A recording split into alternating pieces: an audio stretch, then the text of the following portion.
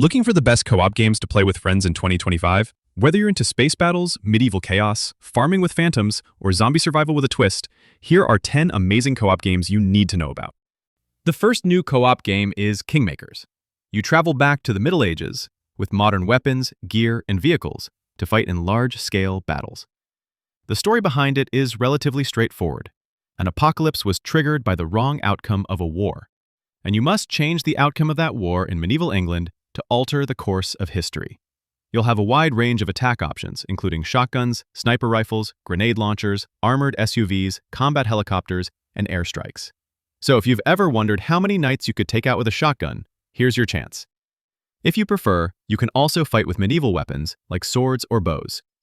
During battles, you'll command your own army, because no matter how well equipped you are, you can't take on thousands of warriors alone. You can issue commands from a top-down view, or delegate command authority to your NPC officers, who will handle all instructions so you can throw yourself into the fray. You can both defend and attack on various battlefields. You prepare for battles by deciding which units, such as archers or cavalry, you want to use and how you'll fortify your position. The environment is almost entirely destructible during fights, allowing you to collapse roofs on enemies or topple towers to deal massive damage. Kingmakers is scheduled to release in the first quarter of 2025. Up to 3 other players can support you in battle with their own armies, so you can change the course of time together. In the next game, you'll build your own monster train, and this one should definitely be on the radar for fans of Lovecraft's works.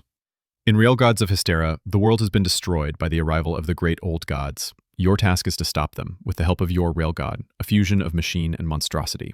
You'll explore gloomy landscapes full of cultists and terrifying monsters, searching for resources to expand your train. Each wagon offers different tactical options to help you progress in the game, such as crafting tables or ritual sites that unlock ancient abilities. The upgrades and improvements prepare you for incoming attacks from enemies who won't let your train pass without a fight. Your Railgod's fuel is the blood of your enemies, so you'll need to regularly make sacrifices to keep everything running. Depending on what you sacrifice, your character will receive different buffs. With the help of various crafting stations, you can gradually create better gear that matches your playstyle and helps you fight the various monsters. It can be played solo or with up to 5 players. Next is a co-op game where you use your spaceship for both air and ground missions. Jumpship is a PvE game in which you complete missions to buy new gear and upgrade your ships. These range from relatively simple tasks to raiding heavily fortified bases. The missions include both space battles and ground combat, requiring good coordination to survive. Who mans the guns, who repairs critical damage, and who pilots the ship. Sometimes, while still flying, some of you will need to climb onto the outer hull to shoot explosive barrels and ensure a safe arrival at your destination. Even after surviving a tough ground mission and escaping an enemy facility, you're not out of danger yet. Pirates may intercept you on your way home, and you'll have to defend yourselves. The rewards you collect can be spent on various ships and new gear. Before each mission, you'll need to decide what to take with you and what to leave behind. From what I understand, if you lose, you might also lose the gear you brought. Originally, Jumpship was designed like Sea of Thieves in space, but the concept was changed. It can be played solo or with up to 4 players. The fourth game is Split Fiction, and the latest game from the It Takes Two studio, so it's definitely one you'll need to play in pairs. This time, it's about Mio and Zoe, 2 authors hoping that one of their stories will be published by a video game company.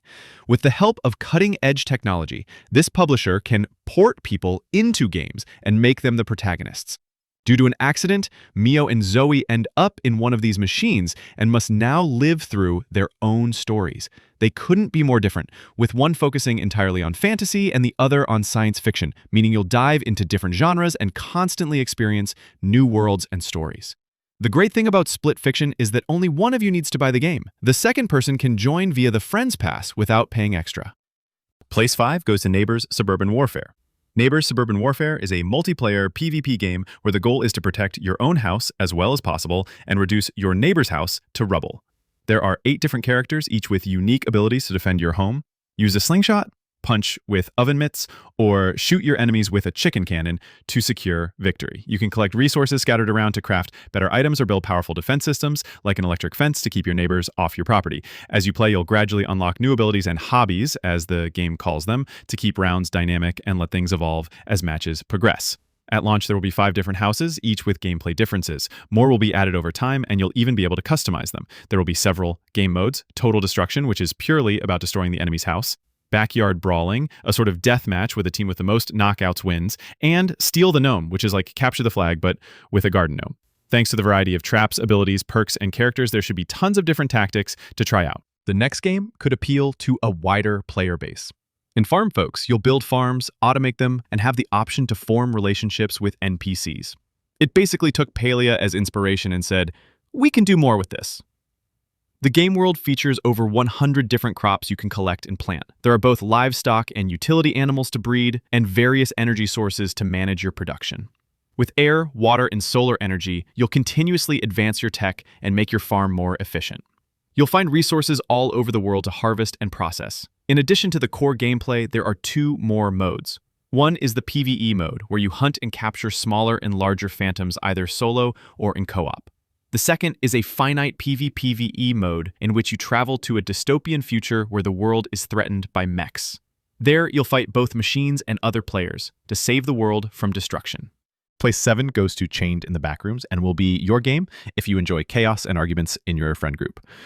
Chained in the Backrooms is exactly what the title suggests. You're chained together with up to 4 players as teddy bears in the backrooms and must escape. There are multiple sections in which you'll fight different monsters, solve puzzles, and tackle minigames and challenges. It becomes harder and creepier with each level. If you lose, you don't have to start over completely, but only from the last checkpoint.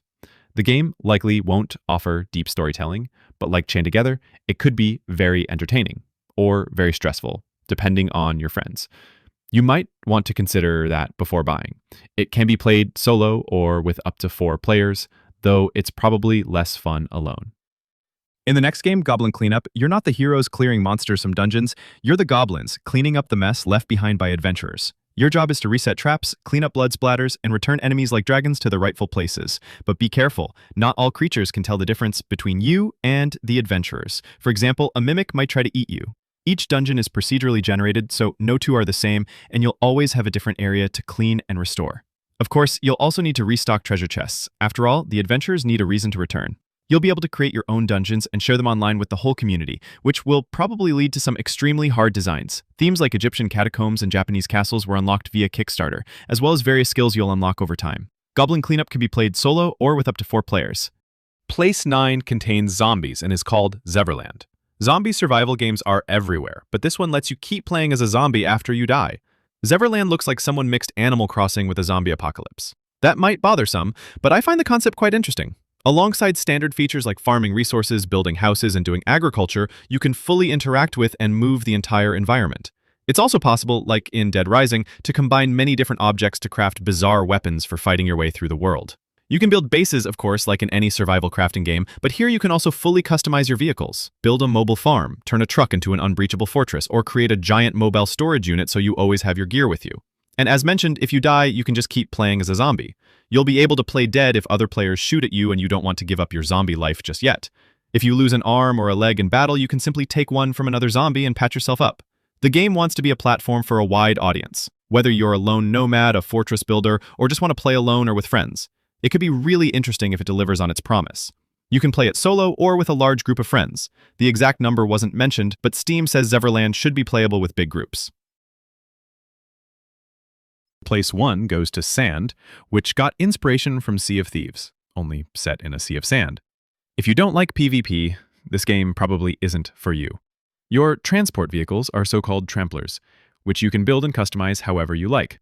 Decide where to put the engine, how much space is used for storage, and where to mount cannons. With your trampler, you'll go on missions where you'll also encounter other players. Either they'll leave you alone, or more likely, you'll have to fight. Combat happens with both onboard cannons and handheld weapons. Your missions may involve scavenging junk from the desert or raiding old ruins with NPCs to find gear and loot that you can sell to upgrade your equipment. What sets Sand apart compared to Sea of Thieves, you can upgrade your trampler. From cannons to armor to propulsion systems, you have tons of options. The maximum number of players per server isn't known yet. Sand doesn't yet have a fixed release date and will initially launch only for PC. It can be played solo or in groups of up to 6 players, but it is always online, and there are currently no plans for private servers. That's it. 10 co-op games that I think could be a lot of fun. Maybe you discovered one you didn't know yet. Let me know which one you're most excited about. If you liked the video, I'd really appreciate a subscription and a thumbs up. That would support me, and I look forward to seeing you again next time.